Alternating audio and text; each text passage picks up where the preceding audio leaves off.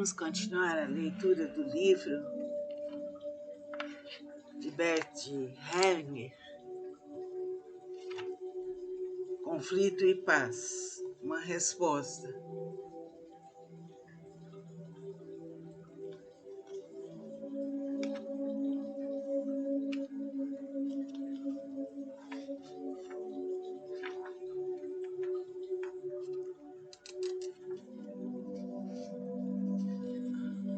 Grande conflito, a vontade de extermínio. Todo grande conflito pretende remover algo do caminho. Em última análise, quer destruí-lo. Por trás desses conflitos atua uma vontade de extermínio. De que a força ou medo ela se alimenta? Ela se nutre principalmente da vontade de sobreviver.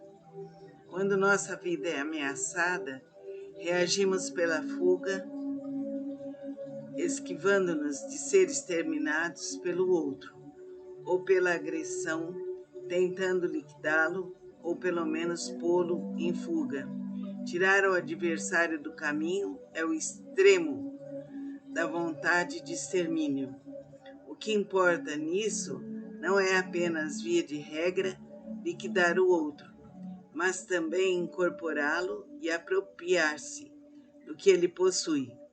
Isso também está a serviço da sobrevivência.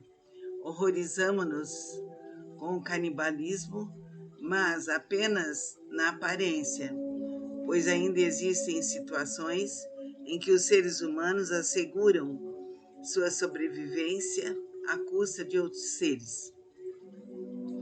Muitas vezes, a assimilação do que foi exterminado por nós é inevitável para a nossa sobrevivência. É verdade que nos alimentamos também dos frutos da natureza, mas isso também exige o sacrifício de outros seres, principalmente de animais. Esses conflitos, principalmente os mortais, são desumanos? Em caso de extrema necessidade, não podemos evitá-los, uma vez que esses conflitos, embora assegurem a sobrevivência, também a colocam em risco. Desde o início, os homens sempre lançaram mão de meios pacíficos para resolvê-los, por exemplo, acordos, fronteiras bem definidas, associação de grupos menores sob uma jurisdição comum e por meio de leis. A regulamentação jurídica mantém os conflitos mortais dentro de certos limites, principalmente porque o monopólio da força pelo governante impede a solução violenta de conflitos pelos indivíduos ou por grupos subordinados. Essa ordem é exterior. Ela se baseia, por um lado, no consenso, mas, por outro lado, também e principalmente, no medo da punição, que pode chegar à pena de morte ou de exclusão da comunidade. Essa ordem, que é imposta pela força, é simultaneamente conflito e luta. Mas esse conflito é administrado de modo a servir a sobrevivência do grupo e de seus membros individuais. Assim, a ordem jurídica estabelece limites à vontade pessoal de extermínio e protege os indivíduos e os grupos contra as irrupções dessa vontade. Quando esses limites deixam de existir, como acontece na guerra, ou quando o poder da ordem desmorona, como nas revoluções, e rompe de novo a vontade arcaica de extermínio, com suas terríveis consequências. Então, vamos continuar esse estudo na próxima aula. Vamos ver o deslocamento da vontade de extermínio. E vamos ouvir esse texto mais de uma vez, para que ele seja bem fixado em nós. Assim é, assim será, por direito divino, aqui, agora, infinito e verdadeiramente.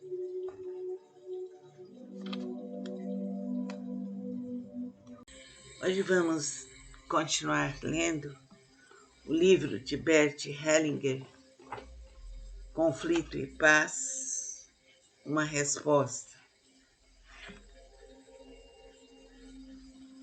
Igual direito de pertencer. Essa consciência coletiva impõe duas leis fundamentais. A primeira lei é a seguinte: todos os membros do grupo têm o mesmo direito de pertencer. Em oposição à consciência que percebemos, essa consciência não permite a exclusão de nenhum membro. Por conseguinte, em sua jurisdição, todos os membros de um grupo se sentem seguros.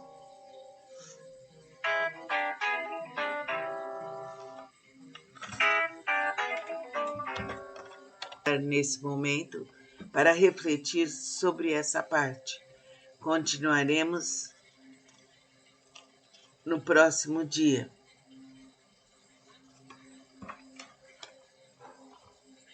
Procure concentrar-se em todos os membros da sua família, mesmo naqueles que partiram, mesmo naqueles que tiveram contato com você. Esse momento agora é de concentração.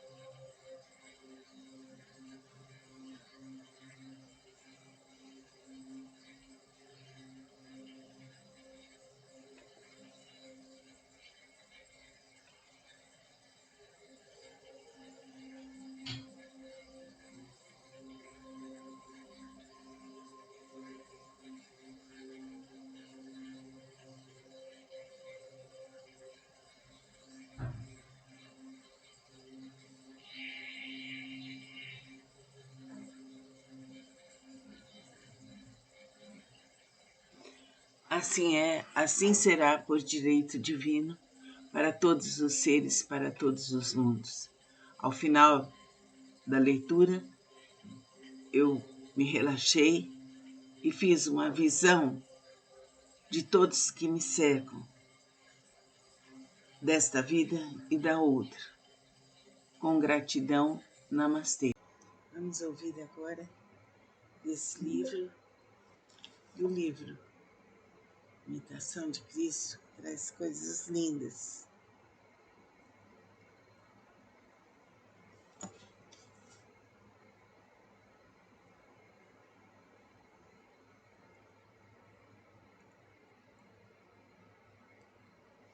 Que a luz de Cristo venha para nós, que a luz de Cristo nos alivie, que a luz de Cristo nos envolva, que a força do amor esteja conosco por toda a eternidade.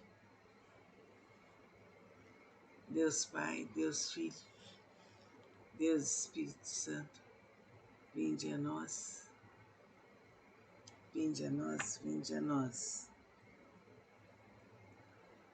Não sei se ninguém pode ser excluído. A consciência coletiva obedece a uma lei básica. Ninguém que quer tenha pertencido ao sistema pode ser excluído dele.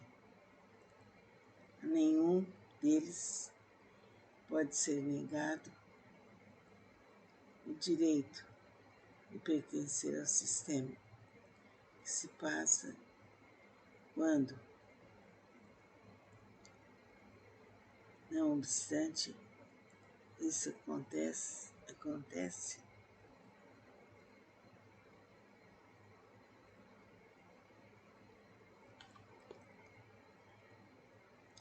Então a pessoa excluída é representada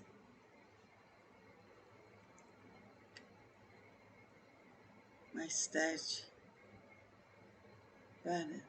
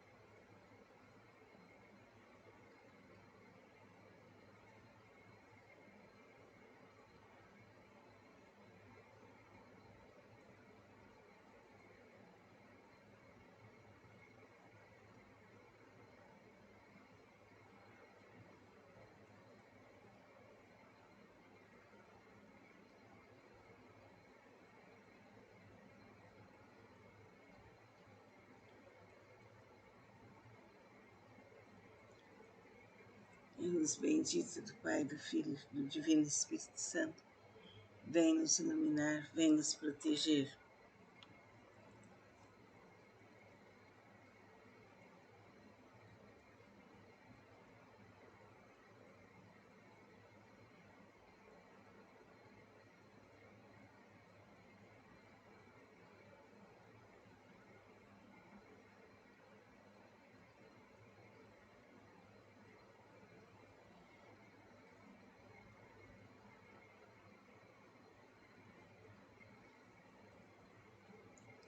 Numa constelação, todos que participaram de uma forma ou de outra são representados.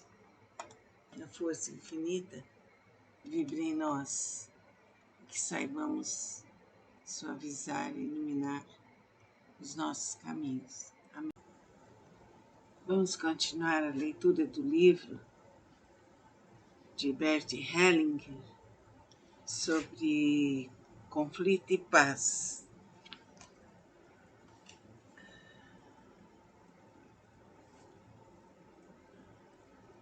Agora vamos ver a consciência coletiva, na página 51. Consciência coletiva não é diretamente percebida por nós. Suas leis são trazidas à luz pelo trabalho com as constelações familiares. É uma consciência coletiva, pois envolve várias pessoas, dirigindo-as como um grupo. Entretanto, ela envolve apenas determinadas pessoas que enumera a seguir. Numa família são os filhos, em seguida seus pais, os irmãos e irmãs dos pais, portanto os tios e as tias, depois os avós e às vezes alguns dos bisavós. Estes são os consanguíneos. Contudo, ainda pertencem ao sistema outras pessoas sem vínculo de parentesco, a saber, todos aqueles cuja morte ou infelicidade beneficiou algum membro do sistema. Por exemplo, a segunda mulher de um homem fica beneficiada pela morte da primeira mulher, por sua separação. Por isso, ela pertence a esse sistema, embora os filhos da segunda mulher não sejam seus consanguíneos. Uma outra coisa que é preciso saber só se evidenciou nos últimos anos. Se um dos membros do sistema foi um assassino, sua vítima pertence ao sistema. E se algum dos seus membros foi assassinado, seu assassino também pertence ao sistema. Ninguém pode ser excluído. Então é importante estarmos vendo todos esses detalhes. Quem pertence à consciência coletiva, além do pai, da mãe, dos irmãos, dos avós, dos bisavós, da segunda mulher, uma pessoa que assassinou alguém, o assassino pertence também.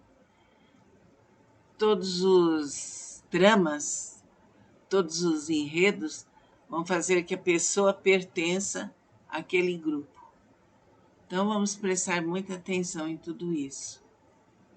Namaste a todos, somos a Casa de Lakshmi, que está situada aqui em Ribeirão Preto há mais de 40 anos, abrindo suas portas para cursos de psicanálise transpessoal, constelação familiar, reiki, meditação, yoga terapia e yoga do riso. Facilitamos muito para a pessoa nos tratamentos gratuitos de reiki. Venha nos procurar, vai ser muito bem recebido, nossos professores são excelentes. Hoje vamos continuar o livro de Bert Hellinger, Conflito e Paz. Relaxe seu corpo, suavize o mais que você possa e vamos iniciar a leitura. Conflitos acontecem todos os dias. Eles surgem quando precisamos impor-nos, ajudam-nos a crescer, a encontrar soluções melhores, a ampliar nossas fronteiras. Portanto, em última análise, contribuem para a segurança e a paz. Esses são os pequenos conflitos. Eles não são familiares. Por trás deles, porém, existem conflitos de tipo bem diferente, pois atua neles uma vontade de extermínio. Eles envolvem extremos, vida ou morte, sobrevivência ou extinção. Esses são os grandes conflitos. Este livro aborda principalmente os grandes conflitos. Podemos achar que eles não nos interessam tanto, pois ocorrem em outras partes do mundo, longe de nós. Entretanto, quando olhamos para o nosso interior, logo reconhecemos quantas vezes desejamos em nosso íntimo que se faça justiça a certas pessoas, como a certos criminosos, ou desejamos o mal e até mesmo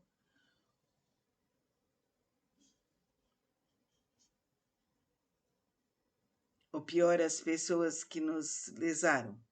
Com isso, se manifesta em nossa alma o mesmo movimento que em outros contextos, causa guerras e disputas, que causa danos aos outros e os leva à ruína. Por conseguinte, os grandes conflitos não estão tão distantes de nós como gostaríamos de admitir. Esse livro aborda, antes de tudo, os movimentos da alma, que provocam os grandes conflitos. Estranhamente, são sobretudo aqueles movimentos que costumamos considerar como especialmente bons e válidos, pois os grandes conflitos são sustentados pela convicção de estarmos com a razão, ou, em outras palavras, pela boa consciência. O perigo que envolve a boa consciência se evidencia pelo fato de que ela sustenta de ambos os lados os conflitos homicidas, os quais tiram dela a sua energia. Neste livro, acompanho os movimentos da consciência, tanto os bons quanto os perigosos, valendo-me das luzes e experiências resultantes do trabalho com as constelações familiares. Elas nos mostram como podemos nos desprender passo a passo dos múltiplos envolvimentos a que nos induz, muitas vezes, nossa boa consciência. Este livro é, portanto, antes de tudo, uma ajuda vital para as pessoas envolvidas em tais conflitos, que também não nos são estranhos. Ele mostra, à luz de muitos exemplos, como podemos conservar ou recuperar a paz do coração. Essa paz que nos torna realmente humanos, dedicados aos outros e conectados a eles pelo respeito e pelo amor. Essa paz nos ajuda a encontrar, finalmente, a nossa felicidade real, mais profunda e mais rica. Bert Hellinger. Então, vamos prestar atenção nessa introdução para dar continuidade na próxima aula, a introdução e perspectiva. É importante estabelecermos um estudo sobre os conflitos que nos envolvem. E agora vamos meditar. Feche seus olhos, relaxe seu corpo. Coloque os polegares no centro das mãos. Feche as mãos com delicadeza. Mantenha a coluna ereta, as pernas descruzadas. Respire algumas vezes e medite, fixando seu chakra frontal. Vai lhe dar muita paz, muita harmonia, muita serenidade. Namastê.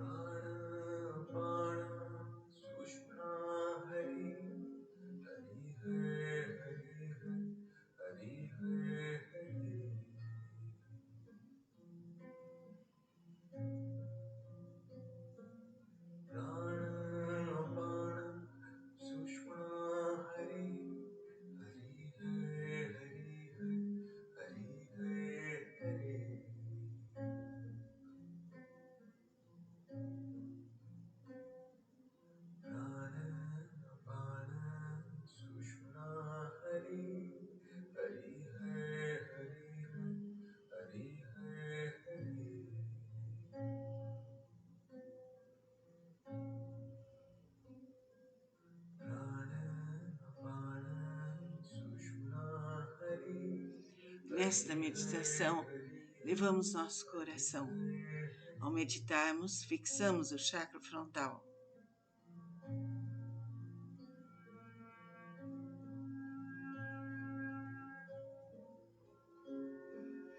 E a luz bendita vem para nós. A consciência da nossa energia vem para nós. Pedimos que Jesus nos liberte e Nossa Senhora nos cubra com seu manto azul, estrelado e brilhante, e que a força de nosso ser se manifeste infinitamente. Que o nosso lar seja abençoado e protegido, que os nossos filhos sejam guiados, que a nossa descendência seja purificada e que tudo se cumpra por direito divino para nós e para todos os seres da terra e fora dela. Que Jesus nos abençoe, que a força do amor se manifeste. Assim é, assim será, por direito divino, aqui e agora, infinita e verdadeiramente. Namastê. Vamos continuar a leitura do livro de Bert Hellinger, Conflito e Paz. Uma resposta.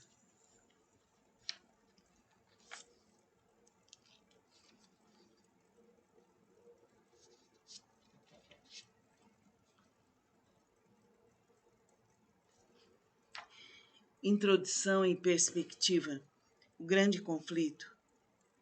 A vontade de extermínio.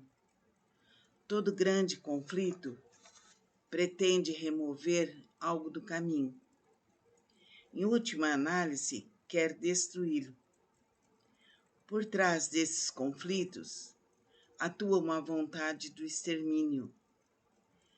De que forças ou medos ela se alimenta? Ela se nutre principalmente da vontade de sobreviver.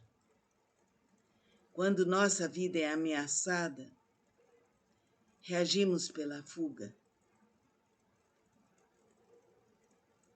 esquivando-nos de ser exterminados pelo outro ou pela agressão, tentando liquidá-lo ou pelo menos pô-lo em fuga.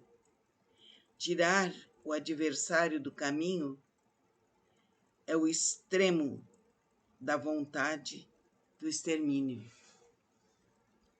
O que importa nisso não é apenas, via de regra, liquidar o outro, mas também incorporá-lo e apropriar-se do que ele possui. Isso também está a serviço da sobrevivência. Horrorizamo-nos com o canibalismo, mas apenas na aparência, pois ainda existem situações em que os seres humanos asseguram sua sobrevivência à custa de outros seres. Muitas vezes, a assimilação do que foi exterminado por nós é inevitável para a nossa sobrevivência. É verdade que nos alimentamos também dos frutos da natureza, mas isso também exige o sacrifício de outros seres, principalmente de animais. Esses conflitos, principalmente os mortais, são desumanos? Em caso de extrema necessidade, não podemos evitá-lo, uma vez que esses conflitos, embora assegurem a sobrevivência, também a colocam em risco. Desde o início, os homens sempre lançaram mão de meios pacíficos para resolvê-los. Por exemplo, acordos, fronteiras bem definidas, associação de grupos menores sob uma jurisdição comum e por meio de leis. A regulamentação jurídica mantém os conflitos mortais dentro de certos limites, principalmente porque o monopólio da força pelo governante impede a solução violenta de conflitos pelos indivíduos ou por grupos subordinados. Essa ordem é exterior. Ela se baseia, por um lado, no consenso, mas, por outro lado, também e principalmente no medo da punição, que pode chegar à pena de morte ou de exclusão da comunidade. Essa ordem, que é imposta pela força, é simultaneamente conflito e luta. Mas esse conflito é administrado de modo a servir à sobrevivência do grupo e de seus membros individuais. Assim, a ordem jurídica estabelece limites à vontade pessoal de extermínio e protege os indivíduos e os grupos contra as irrupções dessa vontade. Quando esses limites deixam de existir, como acontece na guerra, ou quando o poder da ordem desmorona, como nas revoluções, e rompe de novo a verdade arcaica de extermínio, com suas terríveis consequências. Então, importante ouvir esse texto várias vezes, pois assim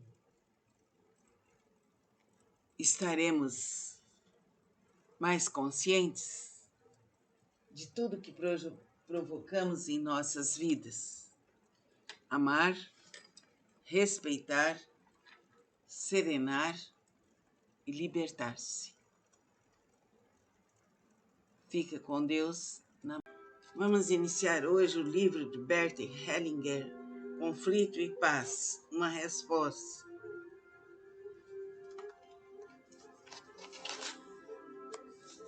Nesse livro, Bert Hellinger desmistifica a moral tradicional que divide as pessoas entre boas e más, bem como as religiões que criam conceitos de Deus à sua imagem e semelhança, levando os indivíduos a sentimentos compulsivos de culpa, sacrifício e expiação.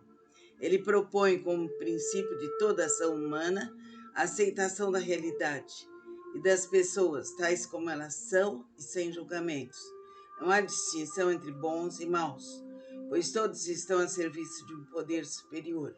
O reconhecimento dessa verdade por meio de movimentos da alma nas constelações sistêmicas leva à reconciliação entre agressores e vítimas, que finalmente encontram a paz.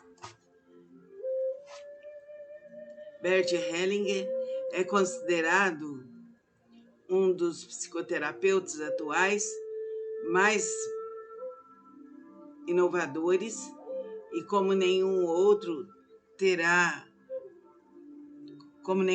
terapeuta, tem sido objeto de enorme interesse nos últimos anos. Sem exagero, podemos dizer que ele está entre os principais atores no cenário de terapia na Europa.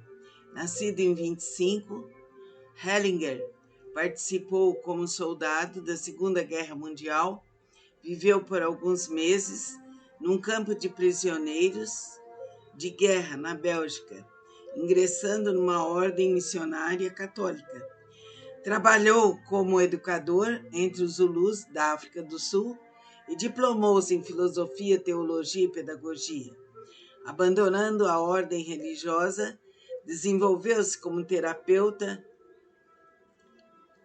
em institutos de psicanálise, terapia primal e análise do script. Em contato com a terapia familiar, criou seu modelo original de constelações familiares, posteriormente aplicadas a outros domínios das relações humanas, como o universo das relações étnicas e políticas abordados nesse livro. Então, nós vamos estar lendo parte por parte desse livro do Bert Hellinger e será muito bom para nós nos desenvolvermos. Agradecemos muito a atenção de todos e peço que vocês incentivem seus amigos e parentes a ouvirem nossos vídeos. Namastê. Vamos realizar agora o Evangelho no Lar. Não vos inquieteis pela posse do ouro. Primeiro vamos sentar com a coluna verticalizada, postura correta. Aí então soltar os ombros, relaxar o corpo, respirar profundo.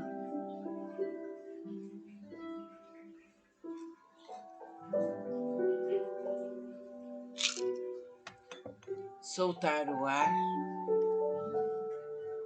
deixar o corpo bem solto.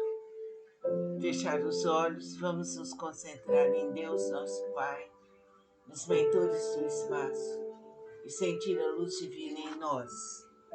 Vá ouvindo esse trecho. Não vos inquieteis pela posse do ouro. Não vos inquieteis pela posse do ouro ou da prata ou de outra moeda em vossa bolsa. Não prepareis nem um saco para o caminho, nem 2 roupas, nem sapatos, nem bastão, porque aquele que trabalha merece ser alimentado. em qualquer cidade ou em qualquer vila que entrardes, informai-vos de quem é digno de vos alojar e permanecei com ele até dali sairdes. Entrando na casa, saudai-a, dizendo: que a paz esteja nessa casa. Se essa casa dela for digna, vossa paz virá sobre ela. E se ela não for digna, vossa paz retornará a vós. Quando alguém não quiser vos receber, nem escutar vossas palavras, sacudi, em saindo dessa casa, dessa cidade, o pó de vossos pés. Eu vos digo em verdade, no dia do julgamento, Sodoma e Gomorra serão tratadas menos rigorosamente do que essa cidade. São Mateus, capítulo 10, versículo 9 a 15. Essas palavras que Jesus dirigiu aos seus apóstolos quando os enviava pela primeira vez para anunciar a Boa Nova não tinham nada de estranhas nessa época. Estavam de acordo com os costumes patriarcais do Oriente, onde o viajante era sempre recebido sob a tenda. Mas então os viajantes eram raros. Entre os povos modernos, o aumento da circulação levou à crise novos costumes.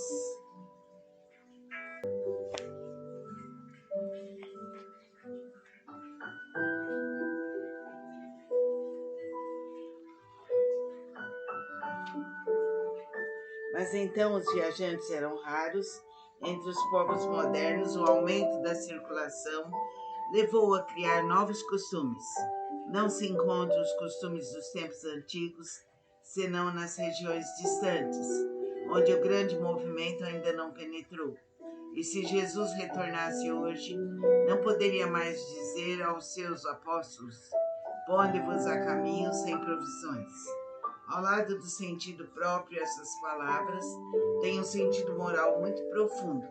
Jesus ensinava aos seus discípulos a se confiarem à providência.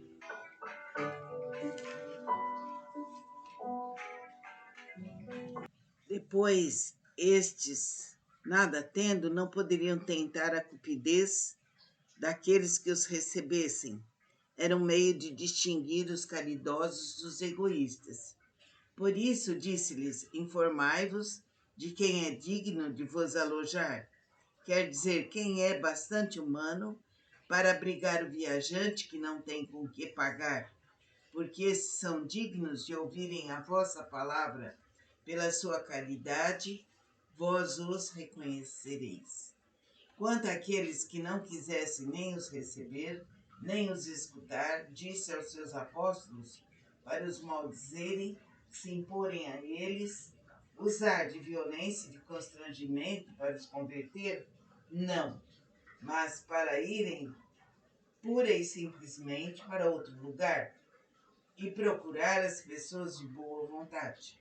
Assim diz hoje o Espiritismo aos seus adeptos: não violenteis nenhuma consciência, não forceis ninguém a deixar sua crença para adotar a vossa. Não lanceis anátema sobre aqueles que não pensam como vós. Acolhei aqueles que vêm a vós e deixai em paz os que vos repelem. Lembrai-vos das palavras do Cristo: outrora o céu se tomava pela violência, hoje pela brandura. Capítulo 4, número 10 e 11. Assim sendo, Jesus diz que sempre teremos alguém que nos ampare e que nos aloja. Vamos nos concentrar em Jesus, mestre, amigo e irmão, sentindo que Ele abre uma porta para todos nós. E oremos: Pai nosso, que estás em nós e nos céus, santificado seja teu nome, venha a nós o vosso reino, seja feita a vossa vontade, assim na terra como nos céus. O pão nosso de cada dia nos dai hoje, perdoai nossas ofensas, assim como perdoamos a quem nos tem ofendido, e não nos deixeis cair em tentação, mas livrai-nos de todos os males, passados, presentes e futuros. Cristo Jesus, sede nosso guia, nossa luz, nossa única e divina inspiração. Concentrados em Jesus, na Mãe Divina, que limpa todos os caminhos e abre nosso coração para o amor, bebamos essa água.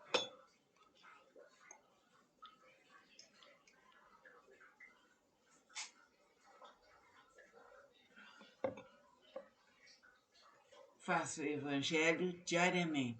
Todos vamos rezar agora o Evangelho no lar. Não vos inquieteis pela posse do ouro. Primeiro vamos sentar com a coluna verticalizada, postura correta. Aí então soltar os ombros, relaxar o corpo, respirar profundo.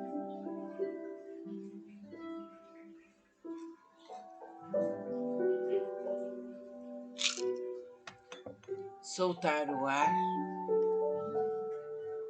deixar o corpo bem solto, fechar os olhos, vamos nos concentrar em Deus, nosso Pai, nos mentores do espaço e sentir a luz divina em nós. Vá ouvindo esse trecho. Não vos inquieteis pela posse do ouro, não vos inquieteis pela posse do ouro ou da prata ou de outra moeda em vossa bolsa. Não prepareis nem um saco para o caminho, nem 2 roupas, nem sapatos, nem bastão, porque aquele que trabalha merece ser alimentado. Em qualquer cidade ou em qualquer vila que entrardes, informai-vos de quem é digno de vos alojar e permanecei com ele até dali sairdes.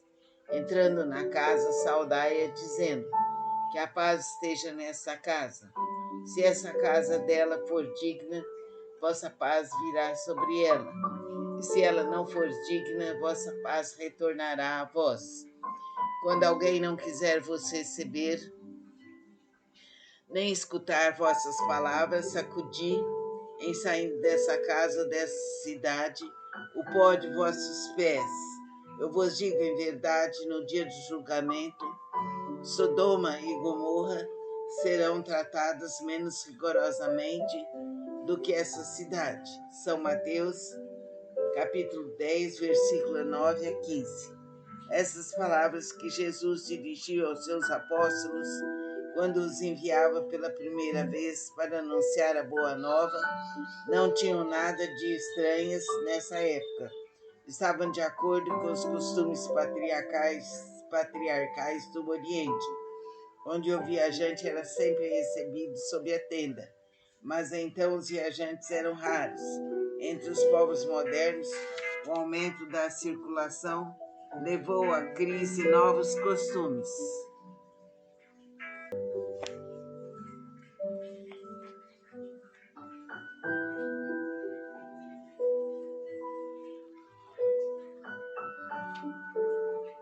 Mas então os viajantes eram raros. Entre os povos modernos, o aumento da circulação levou a criar novos costumes. Não se encontram os costumes dos tempos antigos, senão nas regiões distantes, onde o grande movimento ainda não penetrou. E se Jesus retornasse hoje, não poderia mais dizer aos seus apóstolos: ponde-vos a caminho sem provisões. Ao lado do sentido próprio, essas palavras têm um sentido moral muito profundo. Jesus ensinava aos seus discípulos a se confiarem à providência.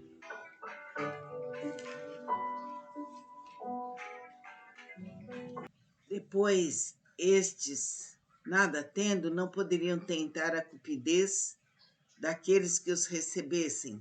Era um meio de distinguir os caridosos dos egoístas. Por isso, disse-lhes: informai-vos de quem é digno de vos alojar. Quer dizer, quem é bastante humano para abrigar o viajante que não tem com que pagar, porque esses são dignos de ouvirem a vossa palavra. Pela sua caridade, vós os reconhecereis. Quanto àqueles que não quisessem nem os receber, nem os escutar, disse aos seus apóstolos para os maldizerem, se imporem a eles Usar de violência e de constrangimento para os converter?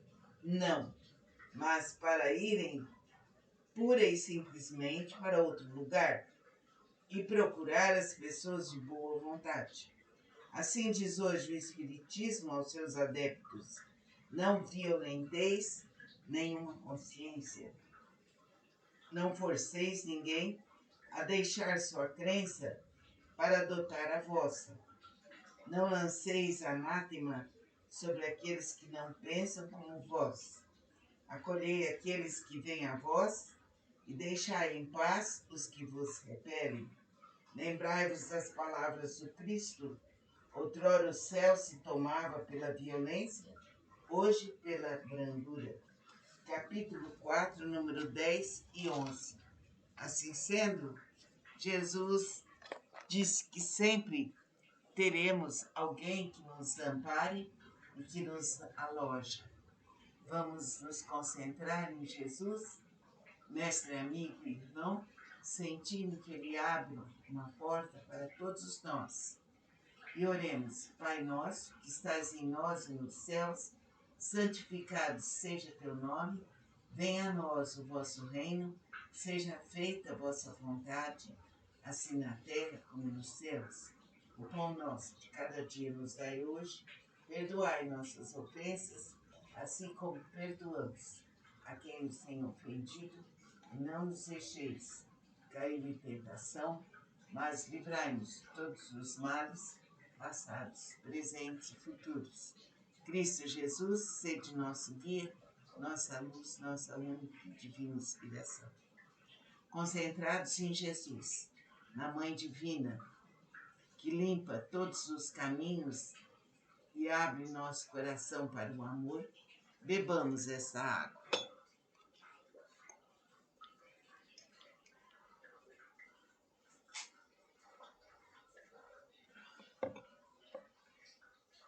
Faça o Evangelho diariamente. Todos vamos realizar agora o Evangelho no lar. Não vos inquieteis pela posse do ouro. Primeiro vamos sentar com a coluna verticalizada, postura correta. Aí então soltar os ombros, relaxar o corpo, respirar profundo.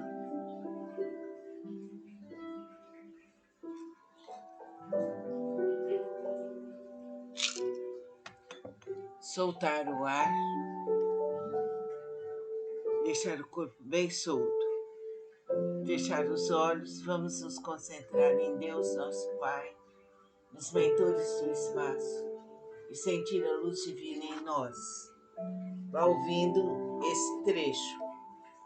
Não vos inquieteis pela posse do ouro, não vos inquieteis pela posse do ouro ou da prata ou de outra moeda em vossa bolsa. Não prepareis nem um saco para o caminho, nem 2 roupas, nem sapatos, nem bastão, porque aquele que trabalha merece ser alimentado. Em qualquer cidade ou em qualquer vila que entrardes, informai-vos de quem é digno de vos alojar e permanecei com ele até dali sairdes. Entrando na casa, saudai-a, dizendo: que a paz esteja nessa casa. Se essa casa dela for digna, vossa paz virá sobre ela.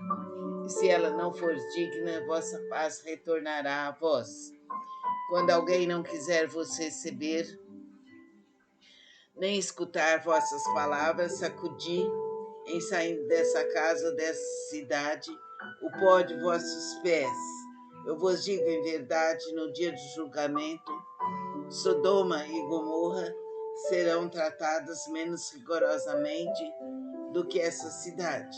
São Mateus, capítulo 10, versículo 9 a 15. Essas palavras que Jesus dirigiu aos seus apóstolos quando os enviava pela primeira vez para anunciar a boa nova, não tinham nada de estranhas nessa época. Estavam de acordo com os costumes patriarcais do Oriente, onde o viajante era sempre recebido sob a tenda. Mas então os viajantes eram raros. Entre os povos modernos, o aumento da circulação levou à crise novos costumes.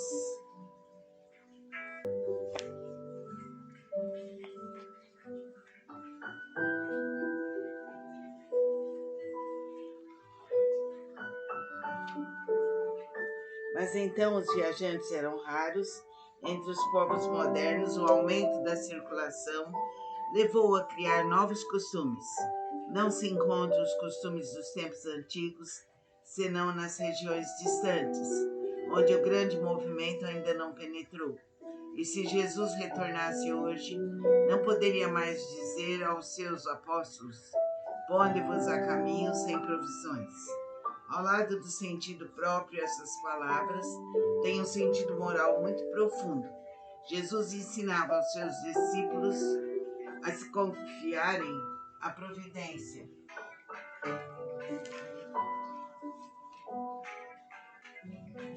Depois, estes, nada tendo, não poderiam tentar a cupidez daqueles que os recebessem. Era um meio de distinguir os caridosos dos egoístas. Por isso, disse-lhes: informai-vos de quem é digno de vos alojar. Quer dizer, quem é bastante humano para abrigar o viajante que não tem com que pagar, porque esses são dignos de ouvirem a vossa palavra. Pela sua caridade, vós os reconhecereis. Quanto àqueles que não quisessem nem os receber, nem os escutar, disse aos seus apóstolos para os maldizerem, se imporem a eles, usar de violência e de constrangimento para os converter?